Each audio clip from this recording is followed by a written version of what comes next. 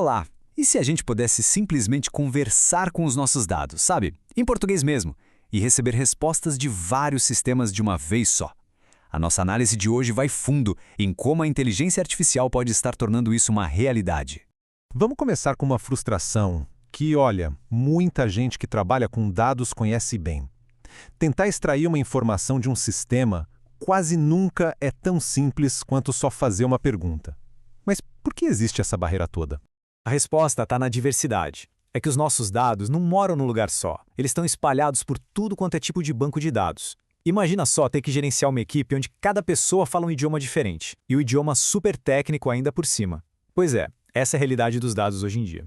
Então vamos mergulhar de cabeça nesse primeiro grande desafio, o excesso de dados e as barreiras de comunicação que isso acaba criando.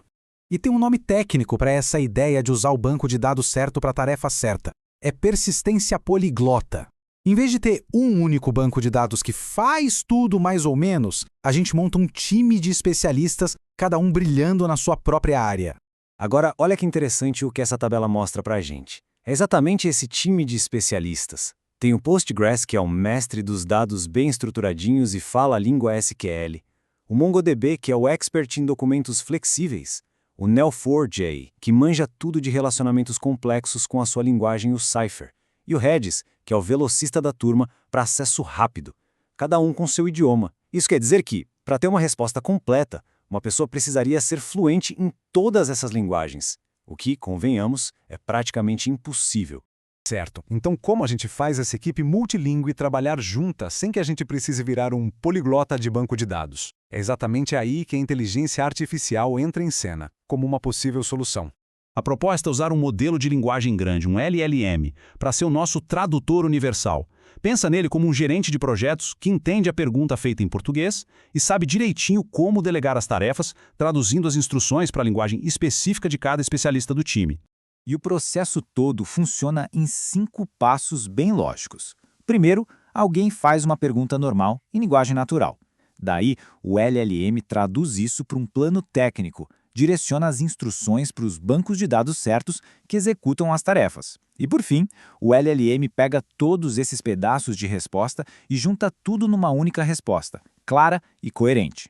E aqui está o desenho, a arquitetura por trás de toda essa mágica.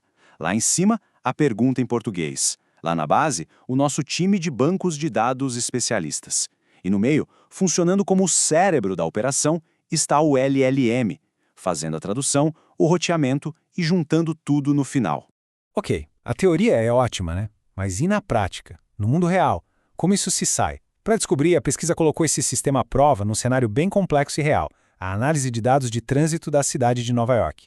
E não foi um teste pequeno não, a gente está falando de mais de 160 mil registros, incluindo 50 mil acidentes de trânsito, num período de 4 anos. É um conjunto de dados gigante e super complexo, perfeito para testar os limites do sistema. E para esse teste, 2 modelos de IA da mesma família foram colocados um contra o outro. De um lado, o Gemini Pro, que é conhecido pelo seu raciocínio complexo, pela precisão. Do outro, o Gemini Flash, que foi construído para ser rápido, para dar respostas com agilidade. Então vamos para o clímax da nossa análise, o confronto direto entre a precisão e a velocidade. Quem será que se saiu melhor na tarefa de traduzir perguntas simples em consultas super complexas? O Gemini Pro mostrou a que veio no quesito precisão. Ele conseguiu traduzir a intenção humana em código que funciona perfeitamente em mais de 82% das vezes. É uma taxa de acerto realmente impressionante. O Flash foi um pouquinho menos preciso, acertando quase 77%. A maior dificuldade dele foi com perguntas de estatística mais complexas, onde ele zerou a precisão. Mas aqui tem um ponto fundamental. A precisão combinada, que inclui respostas que estavam parcialmente corretas, foi de 100% para os 2 modelos. Isso significa que eles nunca entenderam a pergunta de um jeito totalmente errado. Só que a grande vantagem do Flash foi a velocidade. Ele entregou as traduções 1,76 vezes mais rápido que o Pro. E essa é uma diferença bem significativa para aplicações que precisam de respostas em tempo real. E esses gráficos aqui, eles revelam a descoberta de desempenho mais importante de todas. As barras azuis, que são enormes, representam o tempo que a IA leva para pensar e traduzir a pergunta. Já as barras roxas, pequenininhas, quase invisíveis, são o tempo que os bancos de dados levaram para executar a consulta. Fica muito claro onde está o gargalo do sistema, né? Não é o banco de dados, é a tradução da IA. Essa citação da pesquisa resume tudo perfeitamente. O tempo de tradução do LLM é responsável por mais de 99% do tempo de espera total. Ou seja, para quem desenvolve sistemas assim, o esforço para acelerar as coisas tem que ser todo focado na eficiência da IA, e não na infraestrutura de dados que a gente já conhece. Mas tem um jeito de melhorar drasticamente o desempenho da IA. A pesquisa comparou os resultados com o teste anterior no domínio de redes sociais, que era bem menos estruturado. A precisão pulou de 60% para mais de 82%. E a diferença? A organização dos dados. A lição aqui é cristalina.